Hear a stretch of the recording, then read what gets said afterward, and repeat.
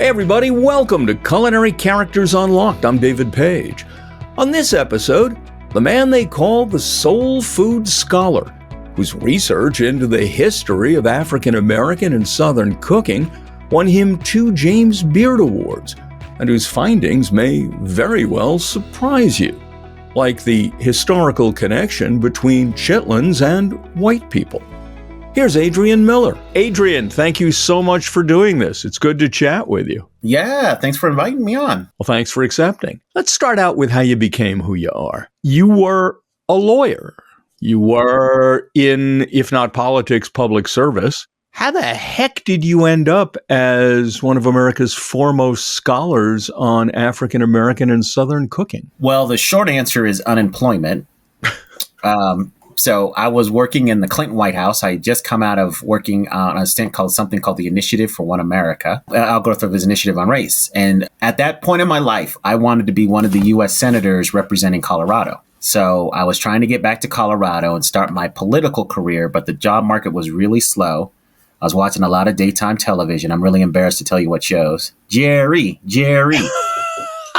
So in the depth of my depravity, I said, I should read something. So I went to a local bookstore, and on the shelf was this book, Southern Food at Home, on the Road in History, written by a guy named John Edgerton. And in that book, he wrote that the tribute to Black achievement in American cookery remains to be written. So he wrote those words in the late 80s. I'm reading it in 2001. I'm thinking, somebody's done it by now. And so I just reached out to him. I emailed him, told him how much I loved his book, and I just asked about that one sentence. And he said, nobody's taken on the full story. There's always room for another voice, so why not yours? So that one sentence is what launched the journey. You clearly are now an absolute expert. What did it take to become one? When I got back to Denver, thanks to a world-class library in my city, I was almost like an amateur grad student. So I just, after work and on the weekends, I went to the Denver Public Library and grabbed everything I could on Black food traditions. So it was great for a broke brother like me to have this resource so that I could find out stuff. So I read 3,500 oral histories of formerly enslaved people. I read 500 cookbooks, half of them authored by African Americans, because I wanted to put African American food traditions in a larger context. Thousands of newspaper, magazine articles, talked to hundreds of people. And then because I care about my subject so deeply, I decided to eat my way through the country. So I went to 150 soul food restaurants, 35 cities in 15 states. So that's how I can call myself the soul food scholar, because I put in that work. Absolutely. Early in your first book, you refer to watching a TV commercial in which a couple is discussing soul food, and the kid in the family says, "What is soul food?" The mom or grandmother, I can't remember, says it's the leading cause of death for Black men over 40. And we'll address that issue in a minute. But you write after that you were deeply concerned that soul food had to be defined, at least in that commercial, to a young Black child. Yeah. And believe it or not, I've experienced that myself in real life. I was in the grocery store, saw a woman that I had not seen in a long, long time. She's African American. Her son is biracial. And she was just asking me what's going on. And I told her about this soul food journey. And her son said, "What's soul food?" And she looked at me. She was a little embarrassed. And I just thought, man, and that was not too far off from when I started this journey. So that commercial really resonated with my own experience. And so there's an obvious gap in knowledge, because 30 years ago, I don't think any kid would have asked that question, because they would have been heard that, except if they were in the South, because in the South, they don't really call it soul food. They just call it dinner. But in a Black household outside the South, I really don't think that would have been a common thing. And I don't think the negative associations with it would have, and I know we're going to talk about that, would have had an undercurrent there in the question as well. Okay, let's start with the basics. What is soul food?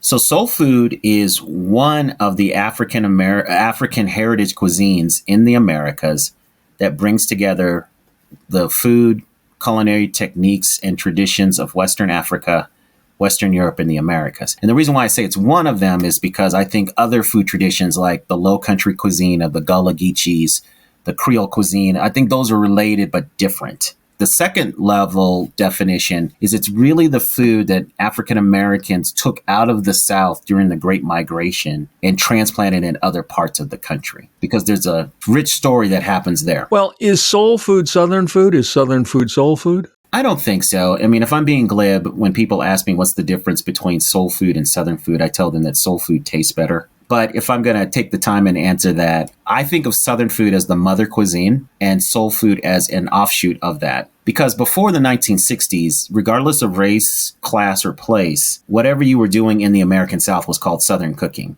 Now, if you talked a little bit more, they would say, oh, it's from Appalachia or it's this or that. But they just all called it Southern cooking and all these people were Southern cooks. It's really in the 1960s that these categories start to emerge, and then this cuisine gets a name once it leaves a place. Well, the Southern cooking of Mississippi is not the Southern cooking of Virginia. No, it's not. But people just glossed over those differences and just put it in one category. So one of the cool things that's happening now is we're starting to be a little bit more discerning about how we describe these things. But yeah, it was all in one category. So what I tell people is Southern food is the mother cuisine, soul food is an offshoot of it, and there are common techniques, foods, and ingredients. There are some things that are pan, soul, and Southern, like fried chicken, cornbread, grits. But then there are some things that you really only find in that cuisine, at least expressed in restaurants and in homes. Like there are just certain things that you don't, even though everybody eats them to some extent, you don't really find them in Southern restaurants. Like I've never been to a Southern restaurant that had chitlins on the menu. Never. Chitlins, which are pig intestines and which engender passionate reactions. Some people say it's the finest food on earth. Some people say cleaning them smells like dealing with a bucket of babies' used diapers. And you write in your book, Soul Food, I am a restrained chitlin eater. What does that mean? So that means that I pretty much only have chitlins twice a year. So I will have them on New Year's Day and Thanksgiving. Because? Because of tradition. It's just family tradition. Also, I know it's not the healthiest thing to eat on the regular, so I'm trying to be better about these things. But do you like chitlins? Oh, I love them. I'm on the love side. I'm one of those dudes that loves chitlins. There are fewer of us walking around on the earth, at least in the United States. People eat guts all over the world, but in the United States, there's fewer of us. I'd have called it offal. But I guess guts is that. In fact, we are one of the few cultures that even, I guess, among people who are not particularly wealthy, we're quick to throw food out. There's become a little trend in America of so-called nose-to-tail eating. But for the most part, every other culture says we're not wasting food. And here in America, there's an awful lot of stuff people say, yuck, I'm not going near that. Yeah. And these foods are beloved in these other cultures. Well, don't look into your sausage in America if you really feel that way. But there is chitlins are a good example of the assumption that one of the differences between soul food, if you will, and broader Southern cooking is that enslaved people were forced to eat the less attractive parts of the animal. Yet you write that, at least at the beginning, everybody ate chitlins. Yeah. So, one of the interesting parts of my journey is the extent to which I had brought into narratives of soul food. And chitlins is probably the most emblematic because it fits into this idea that Black people were eating the stuff that white people didn't want to eat. And that made sense to me, given the status that Black people have in this society. So when I started researching, I was just astonished to find all of these examples of white people eating chitlins. Because they were considered good and hogs were the primary protein source in the South? Right. But there were chitlin traditions that predate the Americas, right? Being in the Americas. So I found chitlin recipes in old European cookbooks. They were for beef chitterlings, but the fact that this was in a very well-regarded cookbook, there was a recipe for chitlins, that told me something. I was a little astonished to find that. But clearly, for the most part, the folks living in the big house ate a lot better than the folks enslaved to them. So what's the reality? The reality is that if you took slavery in the U.S., 60% of the enslaved people lived on small farms with the people who owned them, the enslavers. So for the most part, and these are small farms, 5 enslaved people or fewer.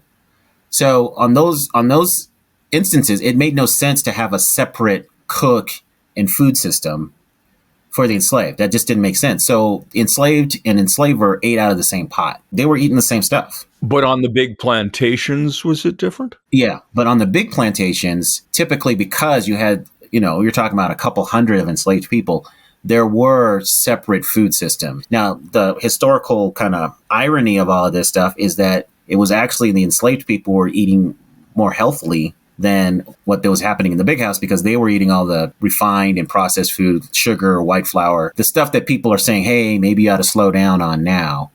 That's the stuff they were eating on the regular. To what extent, then, is Southern food or African American food, how much of it is the food of poverty?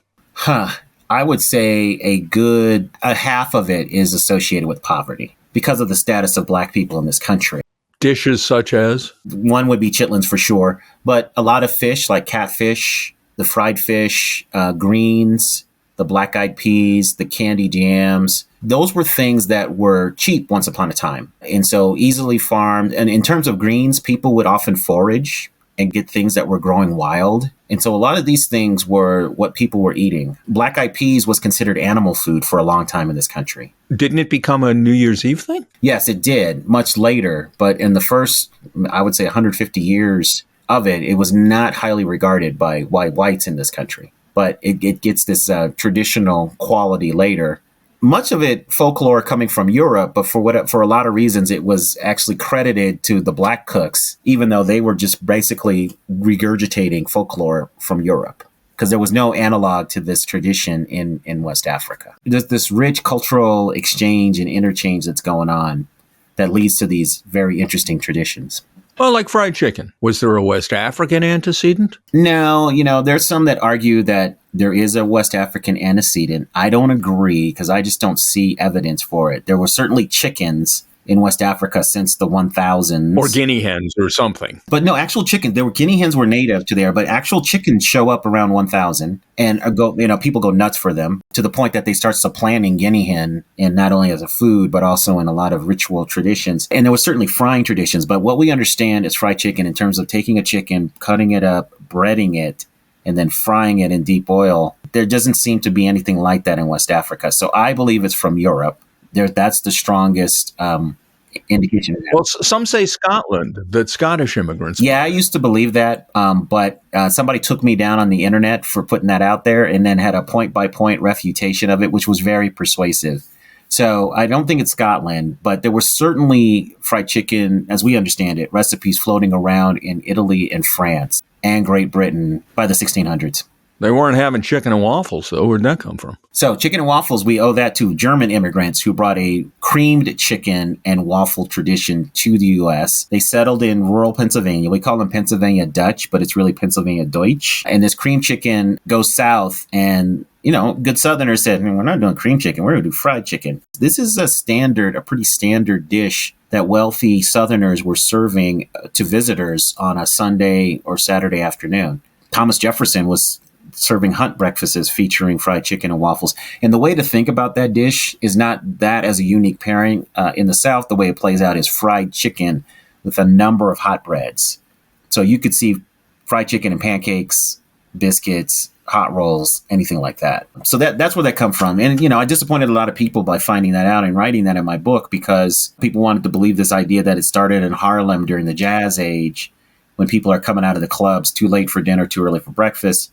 And this guy named Joseph Wells just had a stroke of genius and created this hybrid dish. It's a great marketing story. I applaud him for it, but yeah, it's an old dish. Well, how much of what became Southern cooking, soul food, how direct is the pipeline to West Africa? So you see a lot of things come from West Africa and get introduced here. So black-eyed peas are native to West Africa. Watermelon is native to West Africa. Okra is native to West Africa. Hibiscus. Sesame seeds grew wild in Africa. Some attribute its origin to Asia, but somehow it got to Africa and was growing wild. Africans called it bene. So you have a number of these things coming. And then what you see is either Africans and African Americans later either embracing these foods and growing them in the U.S., the stuff that would grow in a temperate climate, because remember, you're going from a tropical area to temperate, so not everything was translatable. There was a type of rice also in West Africa. Or you see Africans finding substitutes for the things they're familiar with. So There was a type of catfish in West Africa. There was tilapia in West Africa. They were used to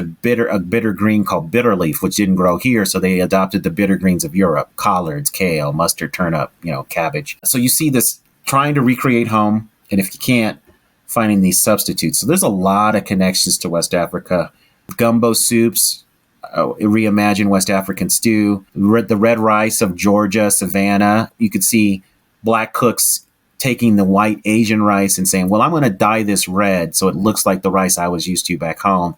And then I'm going to make a dish out of that. So the connection, jollof rice, jambalaya, those look similar. So you see a lot of things. Once you learn more about African food and the meal structure and everything, you start to see these things play out in the Americas. And there were things that I certainly didn't appreciate because nobody had previously connected the dots. The person that had come closest to doing that was Jessica B. Harris in her work. But the early introduction of chickens and how quickly that supplanted local things, the introduction of all of these American plants into Africa so successfully that when Africans come here, people think they're from Africa, things like peanuts, chilies, sweet potatoes. So I think that the chickens was the biggest thing to me. I just didn't know that chickens had gotten to Africa that early. For some reason, I just thought they were introduced by Europeans at a much later date. Cornbread came from where? Cornbread, we have to thank the Native Americans for that because maize is native to kind of Central America, and that plant spread quickly throughout the Americas. So the basic template for cornbread, we have to thank the Native Americans for. And we have to remember that Europeans, when they got here, they despised cornbread and tried to grow wheat and get wheat bread as quickly as they could because that was the bread they were used to. And corn was like for animals? Yeah. So corn was a generic term for basically a lot of grains and other things that often were fed to animals.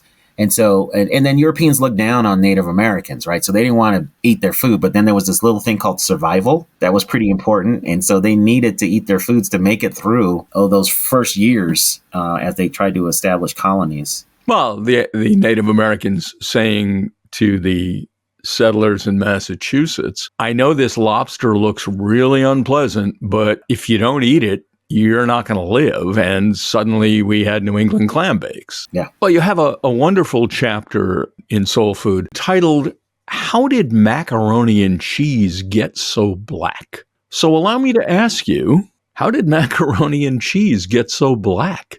Yeah, so one of the things that was interesting is I wasn't going to write about macaroni and cheese because I thought it is just too universal. There is no African-American angle here, but so many of my black friends threatened to slap me upside my head that I succumbed to peer pressure, and so I included it in the book. So mac and cheese goes way back. And one of the most popular kind of fake lore things that's happening right now is the idea that James Hemings, who was Thomas Jefferson's enslaved chef, invented mac and cheese. And as much as I would love that to be true, because that would be a wonderful story, mac and cheese goes back a couple thousand years. What is true is that wealthy Southerners like Thomas Jefferson and others would go to Europe and they got exposed to this dish, which for centuries was a royalty / upper class dish.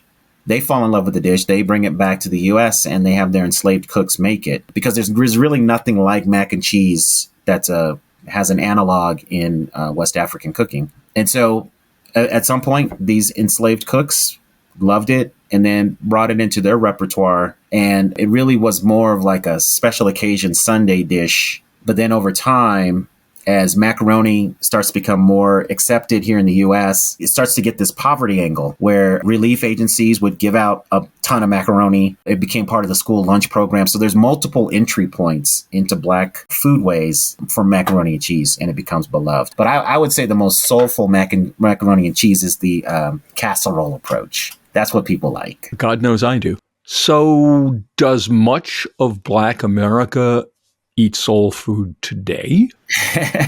That's a great question. I think there are far less people eating soul food today. I think, and I'm distinguishing it from Southern food because I think within the American South, the traditions are still strong. But the traditional soul food, I don't know if a lot of people are eating that today. And I have no way to quantify that, but I'll just give you these data points. A number of soul food restaurants are closing. You also have anecdotal evidence of soul food entrepreneurs who have restaurants in, say, college towns, commenting aloud that they have a downturn in customers because the people showing up at that college are not used to this food. So there's kind of an idea that, hey, yeah, that grandmom or grandmother, granddad or dad is making this food and they're used to it. And so they're homesick.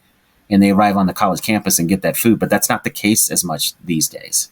To the extent that there are young people cooking more today, and I think there are more young people cooking, I don't think that they're cooking food in their own tradition. I think they're watching these shows like Master Chef or whatever, and they're cooking all kinds of stuff, which is cool. I just don't think that people are the traditional apprenticeship where you are learning food from a caregiver that's within your own tradition. I don't know if that's happening as much now. Okay, I'm Jewish. I love traditional Jewish foods.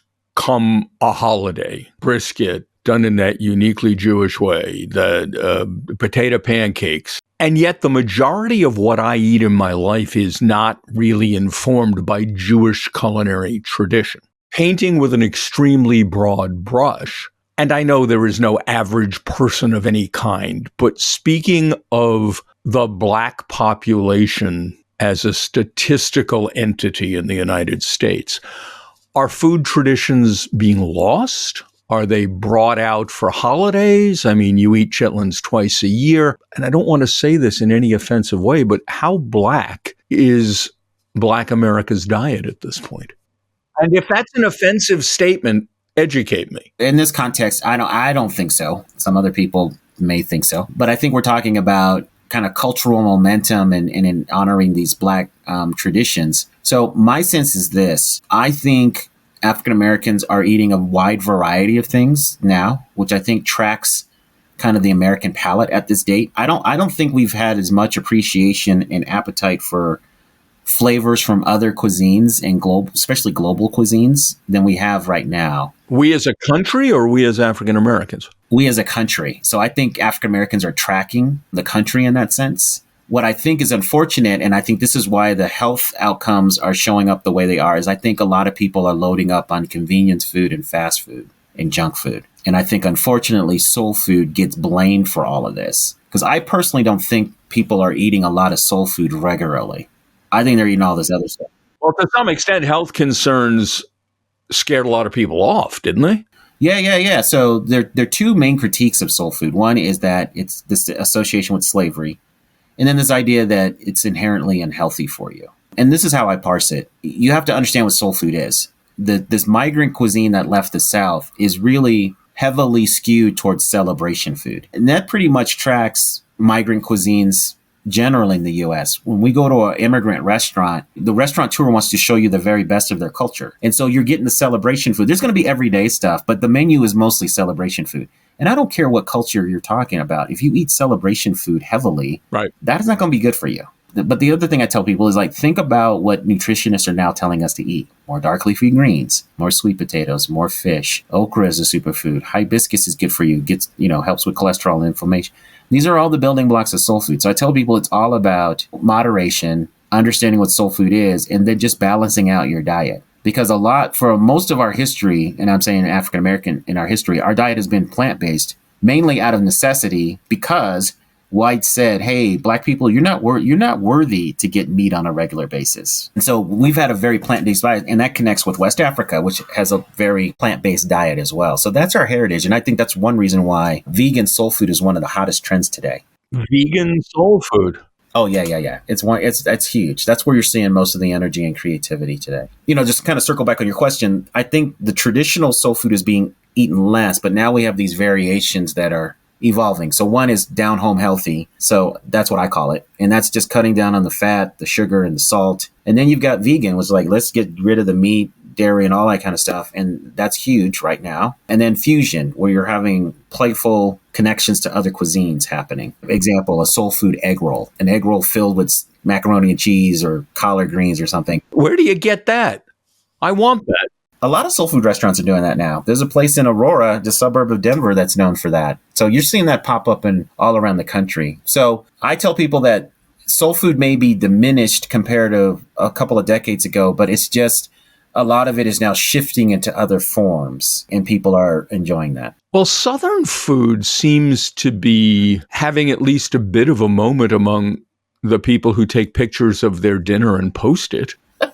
Oh, no. So Southern food's been on a hot streak for, I would say, at least a good decade, maybe even 15 years. And to the extent that several hundred years ago, so much of what whites ate was cooked for them by enslaved blacks. Doesn't African American cooking provide an underpinning for much of American cuisine?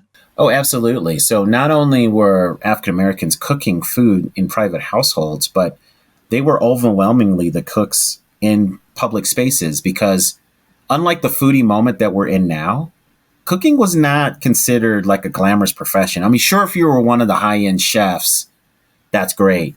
But for most people, cooking was associated with servitude. It was not something that a lot of people sought as a profession. Cooking was also one of the few professions that Black people could pursue without white backlash. And so you have a lot of cooks. And the only corollary I can think of is today, our commercial kitchens, and even I would say private home cooking, is dominated by Latinos or Latinx, it's what term you accept. But yeah, so the way that Latinos dominate kitchens today, that was Black people 100 years ago.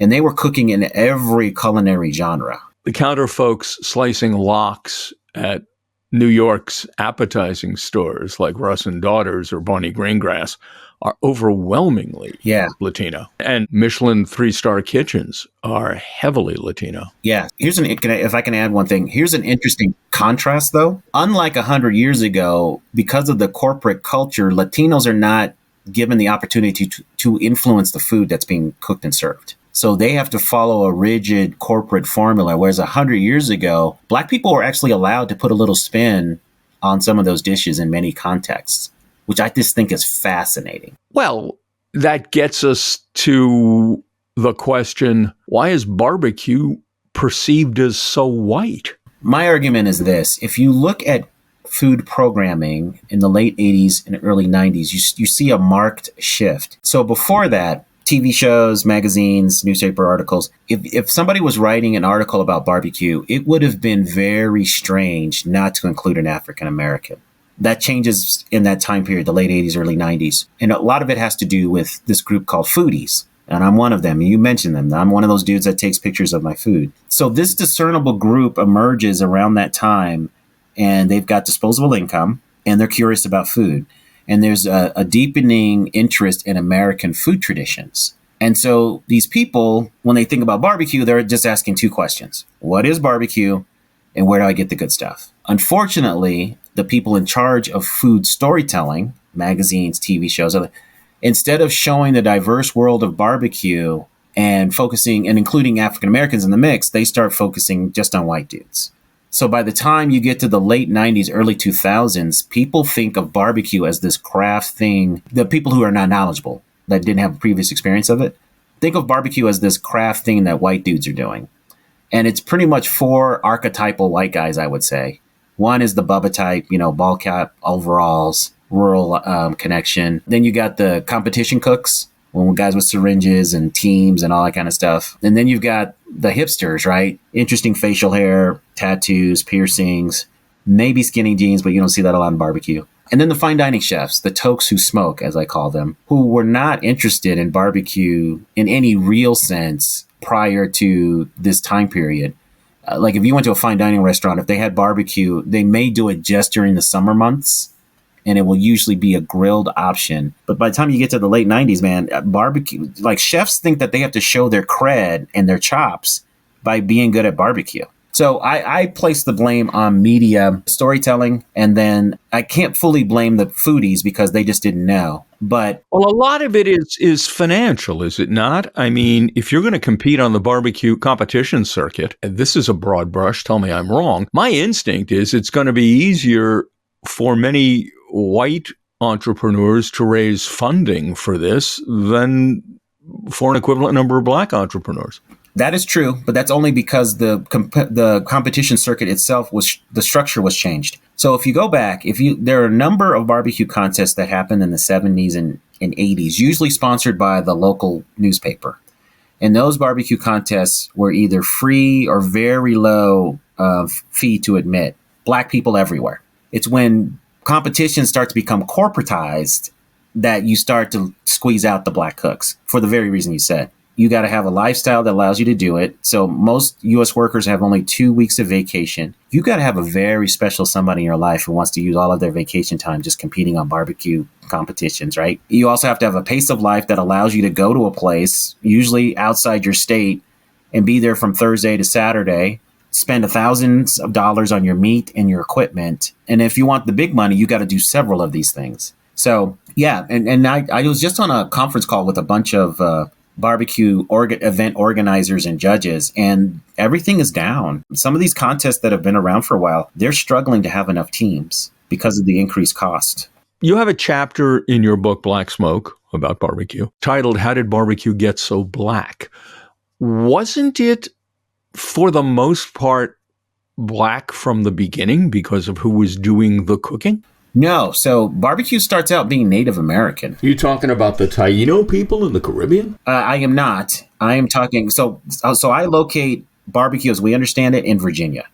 So I'm talking about the tribes in Virginia. European colonizers enslaved them first, but because of the widespread death, because of pathogens introduced from Europe, when they had no immunity, and also the ease with enslaved Native Americans could escape because they knew the environment, that's when they switched to African slavery. And so when we bring African slavery into the mix, there's this, I don't know what to call it, because in many instances, people were being forced to do this, but there's a collaboration that happens that puts us on the road to Southern barbecue. So early Southern barbecue was very labor intensive. It was whole animal cooking over a pit. Somebody had to clear the field where the barbecue was going to take place. Somebody had to dig that trench. Somebody had to chop the wood, set it aflame. Somebody had to butcher the animals, process them, set up the tables for eating, serve people, provide the entertainment, and clean up. And enslaved Africans were made to do all of that work.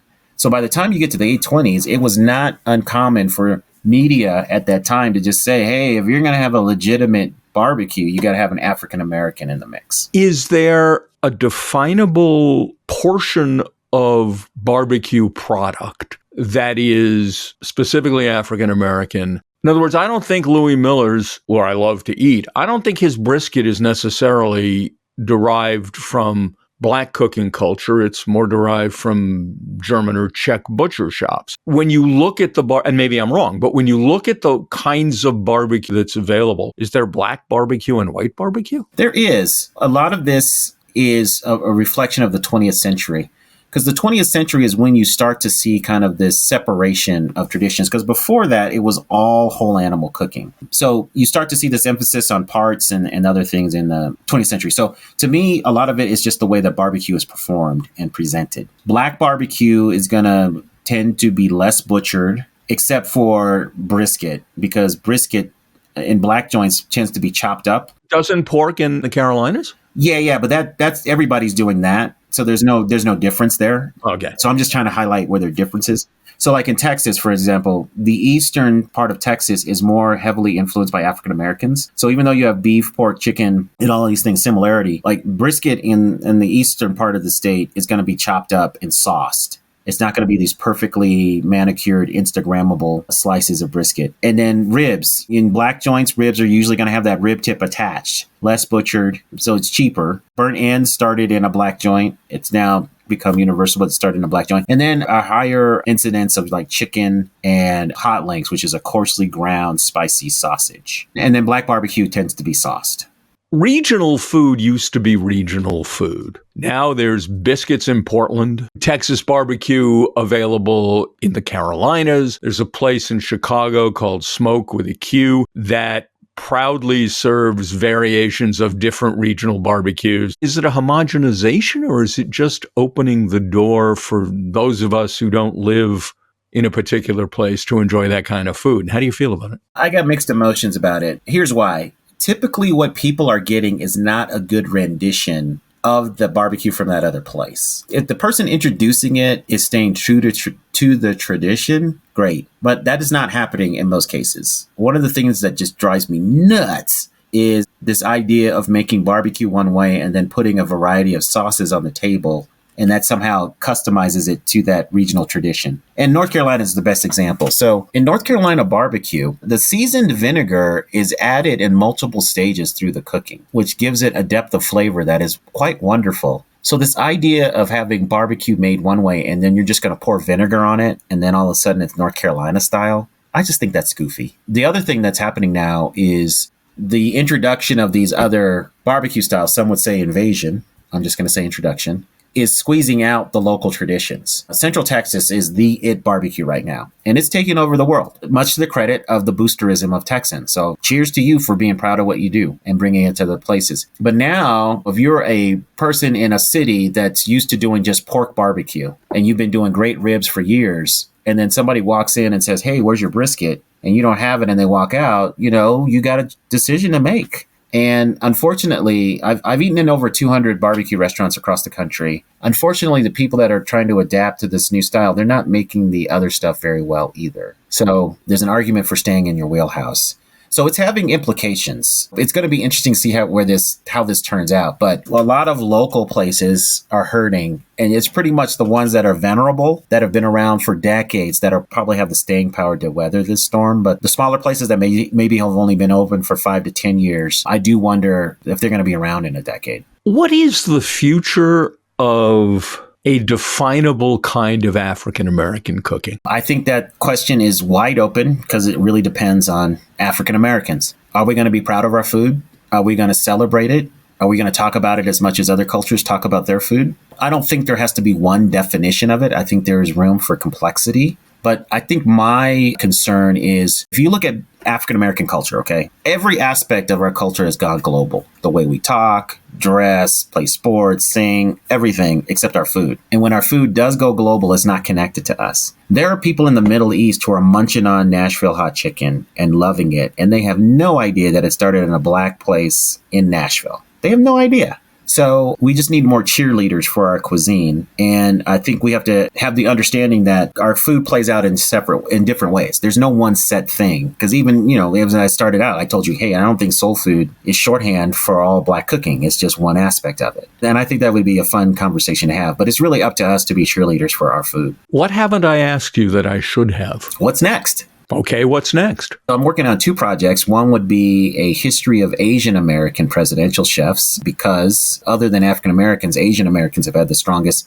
ethnic representation in the presidential kitchen, and their story has not been told, and it's a fascinating story. And then I'm working on a book on the history of African American street food vendors, and I want to show how they represented West Africa in obvious and subtle ways, and then how they shaped the food scenes of several cities. But here's the really cool thing. Between 1880 to 1920, people would listen to Black folks singing to get your attention so you could buy their stuff, and they put it down to sheet music, and I have about 100 of those. So I'm hoping to get a book deal where I can put out a compilation of those street cries, and you would know what it was like to walk around in 1900 New Orleans and hear all these people trying to get you to buy their stuff. What a wonderful subject. Isn't that cool? I suppose you'll have to spend a fair amount of time forcing yourself to eat in New Orleans. Yes, so I'm going there in 2 weeks. Are you? Yes, the research will begin. You will be eating at? I don't know yet, because I'm going there for actually a conference. And so, but the place I want to go eat at is Dakar Nola, which is a chef from Senegal, has created this restaurant to show the connections between Senegal and New Orleans. And there are many. And he's playing that out through food. But that is a hard reservation to get, man. So I'm going to try to get in. Food is such a window